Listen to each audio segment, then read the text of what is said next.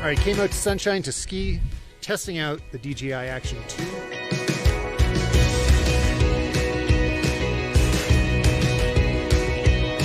We've seen small action cameras before and we've seen high quality ones, but the combination of the two is really getting incredible. In the box, we have the camera itself, which is ridiculously small and hard. It looks like it's made out of aluminum. There's very little around the outside, like it's more or less sealed, except for there's a button on the top. You can see the microphone on the front. And we've got these little dots on the bottom of it that are going to be used with our accessory here. And this is the front touchscreen module. So you can see they have those matching metal pieces, and through the magic of magnets, we can put them together. Wow, that's very satisfying. Listen to it. And now our insanely minimal camera has been upgraded. Let's see what else there is. So we've got a USB-A to USB-C cable for charging, obviously. We've got a magnetic accessory mount, so we can adapt this to all sorts of other secure mounting situations. A lanyard for POV recording. A universal tripod mount with ball head. So this is the standard 1/4-20 screw. And of course the magnet mount that we're getting used to here. And a flat mount with a 1/4-20 screw on it that looks like it opens. Oh, and then inside it's got an adhesive here. So it says this nano rubber can be reused after cleaning with water. Cool, so I can screw my ball head on there, and then this could just glue onto whatever surface. And that's everything that comes in the box in the dual screen combo kit. So a little tip, there's two ways to use the selfie stick that are really useful. First one you've probably already thought of and tried yourself. And that's when you just turn the camera around and point it at yourself, you can get a bit of distance. What I really like it for though, is that I like to open it really far, make it long, and then I can get really low angles where it's down at the ground. That's where skiing looks awesome, a lot of things do, so for action, if you're moving, get near the ground and everything will look way faster. But there's one more thing, I've also got to download the DJI Mimo app, and this is going to open up features like being able to live monitor what the camera sees and do automatic AI assisted edits so that I can just dump my footage into it and the app puts everything together. But I'll test that out later. Just looking at the physical design of this thing, it looks and feels really high quality, like everything is metal. It seems like aluminum, snaps together with an extremely strong connection. And I'm glad to see they nailed all this design stuff because feature-wise, this checks off all the important boxes. And going into the settings, there are a few features I definitely want to turn on that are hidden in this little Pro menu. So once you enable that, over here, you'll start to find more stuff that I like to manually override. For example, like a color, I like to shoot in a flatter profile called D-Cine-like. And sometimes you might want to set a manual white balance if it's not going to be changing. Or in some environments, there is also exposure compensation that can really be useful.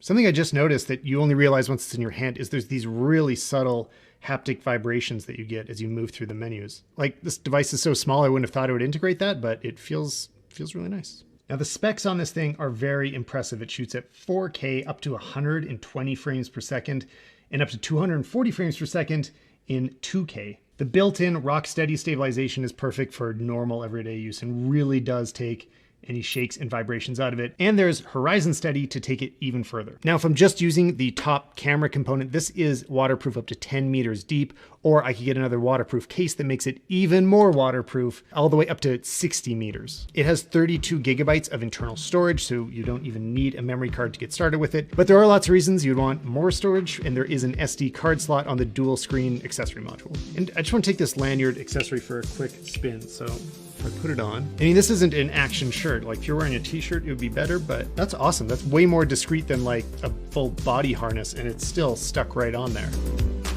You know, having this little selfie module is great for recording like this. I can kind of check my hair, make sure I don't look too stupid. Okay, I'm curious about one thing. If I start recording and then take it apart, oh, it keeps recording. So I can, like, while I'm recording, keep switching stuff out. You know, this little combo of the flat plate and the ball mount are fantastic because, like, if you want to do a little time lapse or something, you can just put the camera down anywhere, level it out, and it's good to go. So to test this out, I'm going to use the two primary modules and attach this little tripod adapter and put it on a monopod and take it skiing. This is great for selfies because I can actually see what I'm doing this whole time. Also, just want to test the microphone. This is the built-in microphone on the DJI Action 2. This is what it sounds like. Sounds good. This camera also has a really wide field of view. Right now you're seeing it on normal, so it's, you know, trying not to be distorted, but it gets wider. All right, and there we go, ultra wide. So yeah, if you need to catch all the action you're seeing, Don't want to miss a thing. This has all the field of view you need. So that's it for the DJI Action 2. Thanks for checking it out. This is the DJI Action 2 camera.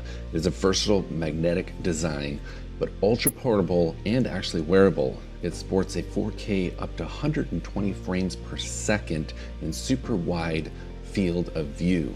Very easy to use, horizon steady, and 10 meters waterproof, all in this tiny little package. This is the DJI Action 2 dual screen combo, and as you can see, it comes with 2 modules. The second module here is an additional battery and an additional screen, so you can have that front and rear screen. It will also charge the main camera unit. The camera unit and the front touchscreen module conveniently connect together by use of automatic clips and magnets.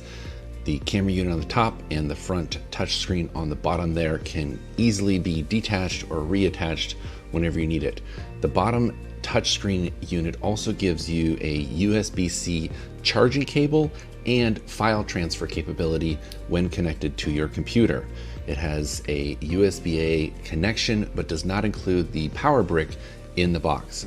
The bottom unit also gives you a micro SD card slot to expand the included memory.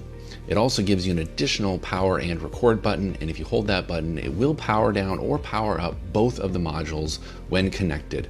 The green light on the back here indicates that the unit is charging. This is the included magnetic ball joint adapter mount, and this is the magnetic adapter mount for use with GoPro standard mounts and other action camera mounts.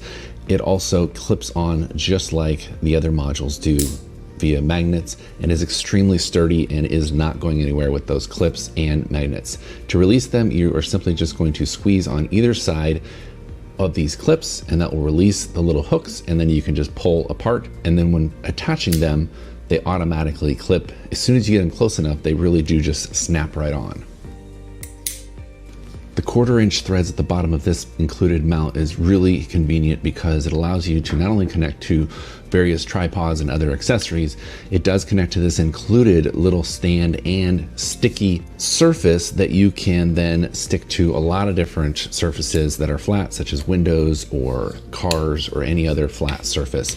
And that just screws right into the bottom of this 1/4-20 thread mount. And it also works as a great little stand on smooth surfaces that slides around easily. So if you're trying to do some slide shots or zoom in and or zoom out shots. Lastly, here is the included magnetic lanyard. This is meant to go underneath your clothes and hang around your neck. You can easily adjust the length of it with these little rubber adjustments. Hold on to the rubber adjustments and pull to make them smaller, or just pull on the rope to make it bigger. You're gonna wanna pull off this little magnetic piece here first and attach that to the bottom of the camera. It's only gonna go on one way, but once it's magnetized on there, then you'll be able to clip it to that. But that's not meant to go directly onto that plastic piece. You wanna put that between some material, ideally between your shirt cloth, and then once you have it hung around your neck and adjusted properly, you can simply snap on the camera. It's extremely secure and is not going anywhere, and actually looks fairly stylish connected right there and inconspicuous. So you get that really nice POV perspective when shooting footage, and gives you very creative options for your film or video. When the camera is recording, it will give you this little blinking red indicator light when recording and green when not recording, and it's a quick, easy way to know whether or not you are in record mode. You can also very quickly just pull it off and put it onto one of the other accessories, and then just snap it back on when you're starting to record again.